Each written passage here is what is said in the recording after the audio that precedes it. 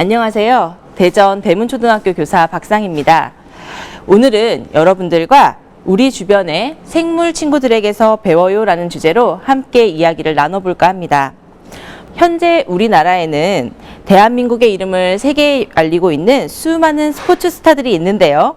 이 스타들 중에서 어린 나이임에도 불구하고 가장 유명하면서도 향후 발전 가능성이 가장 높은 것으로 평가되는 스타는 누가 있을까요? 딱 2명만 뽑아달라고 말씀을 드린다면 김연아. 네, 그렇습니다. 정답은 바로 피겨스케이팅의 여왕이라고 할 수 있는 김연아 선수와 마린보이 박태환 선수입니다. 저 또한 두 선수의 팬인데요. 지금처럼 무더운 날씨에는 박태환 선수가 수영을 하는 장면이나 얼음판 위를 자유자재로 날아다니는 김연아 선수의 아름답고 깔끔한 연기를 떠올리는 것만으로도 무더위를 날려버리는 데 도움이 되실 겁니다. 자, 친구들 혹시 수영장에서 수영을 해본 경험이 있나요? 수영이라는 운동 자체가 물속에서 살아가는 어류나 포유류, 양서류 등과 같은 여러 가지 동물들의 움직임을 흉내낸 것이라고 할 수 있습니다. 배영은 물 위에 누워서 조개를 까먹는 수달의 움직임을 닮았고, 평영은 개구리, 저병은 돌고래, 자유형은 박태환 선수의 주특기인 자유형은 지느러미로 물살을 가르는 물고기들의 움직임을 따라한 것입니다. 선생님이 어렸을 때는 수영장에 가보면 최대한 작은 수영복을 입고 수영을 하려고 노력을 했어요. 그런데 요즘은 어느 날부터인지 이렇게 박태환 선수처럼 전신을 덮는 전신 수영복을 입고 수영을 하기 시작했습니다. 이 수영복은 상어의 비늘 속에 있는 리블렛이라는 돌기가 있는데요. 이쪽 사진에 보이시죠? 이 돌기의 모습을 따라한 섬유로 만들어진 것입니다. 이 리블렛은 특수 섬유인데요. 물의 저항력을 막아준다는 특징이 있습니다. 저렇게 물의 흐름이 리블렛을 향해서 다가올 때 리블렛이 뾰족뾰족한 모양이 있기 때문에 물들이 이 사이사이로 들어가지 못하고 바로 튕겨져 나가는 것이죠. 다음으로는 김연아 선수를 살펴볼까요? 김연아 선수의 경기 장면을 살펴보면 하늘을 훨훨 나는 한 마리 백조 같다는 생각도 들고 나비 같다는 생각도 듭니다. 정말 우아한 연기를 보여주는데요. 피겨스케이팅의 대부분의 동작이 바로 나비와 백조처럼 여러 가지 동물들을 흉내낸 것입니다.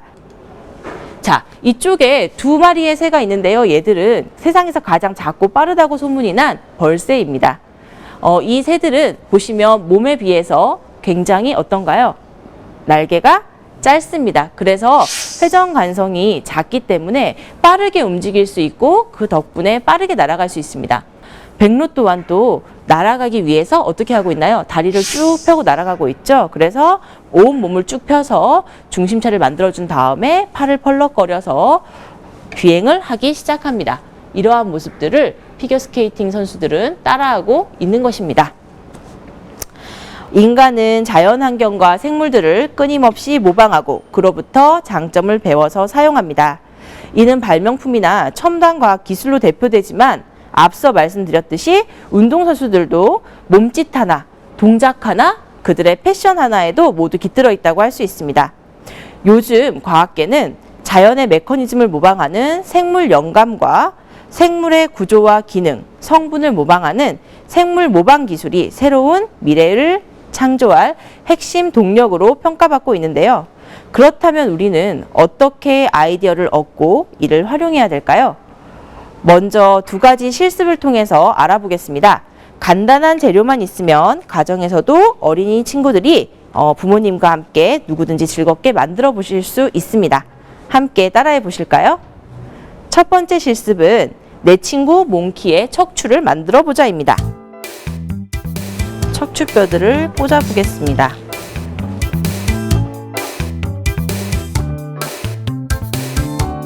우리의 몸속에도 이런 척추뼈들이 있는데요. 이 척추뼈들이 자기들끼리 이렇게 붙어 있다면 사실 잘 구부러지지도 않고 구부러질 때 많은 아픔을 느끼겠죠.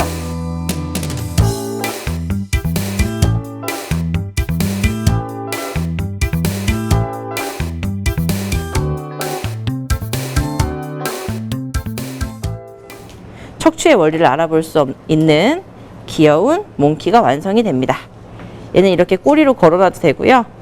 팔다리로 이렇게 안아줘도 됩니다. 두 번째 실험은 무리를 걸어다니는 소금쟁이 실험입니다.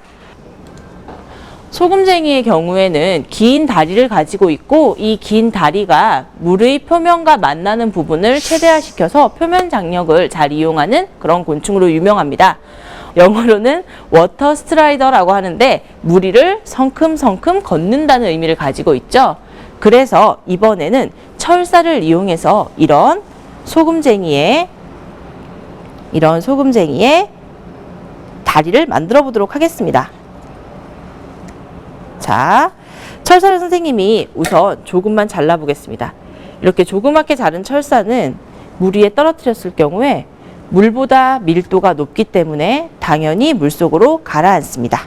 그런데 이 철사를 표면 장력을 잘 이용하기 위하여 소금쟁이처럼 둥글게 말아서 감아준 다음 바닥에 평평하게 대고 눌러 보겠습니다. 이렇게 평평하게 만들어진 것은 표면 장력을 잘 이용할 수 있습니다. 이렇게 해서 물 위에 떨어뜨려 보시면 아까와는 달리 어떻게 됐나요? 예, 물 위에 뜨는 것을 보실 수 있습니다.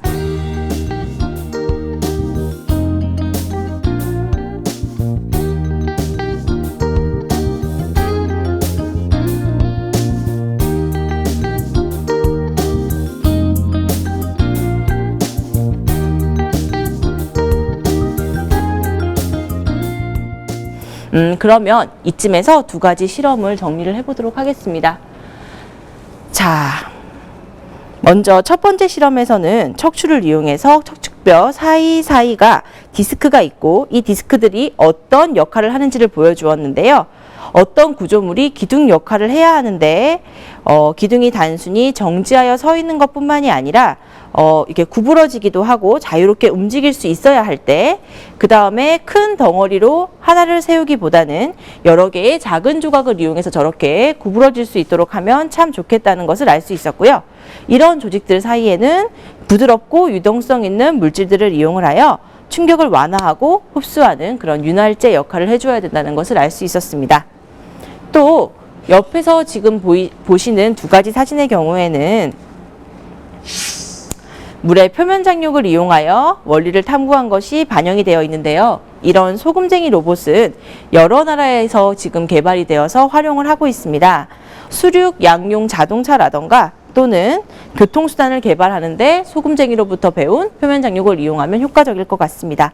이렇게 여러분들께서 평상시 주변에서 흔히 접하는 생물들이 실제로는 어떠한 기능과 구조를 가지고 있고 이를 어떻게 활용하면 좋을지에 대해서 오늘처럼 생각해 본다면 어느 날 번뜩이는 아이디어를 발휘하여 특별한 발명품이나 원리를 발견하고 미래를 더욱 발전시킬 수 있는 원동력이 될 것입니다.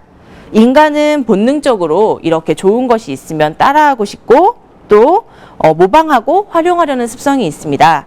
예를 들어 우리 친구들이 선생님이나 어머니, 아버지의 모습을 보고 무엇인가 배우고 따라하려고 하는 것조차 교육학에서는 관찰학습이라고 표현을 합니다. 우리 친구들이 우리 주변에 생명을 가진 모든 생물체들을 소중하게 여기고 이 생물체들로부터 하나라도 좋은 아이디어들을 얻고자 하는 마음을 가지고 생활할 수 있었으면 좋겠습니다. 감사합니다.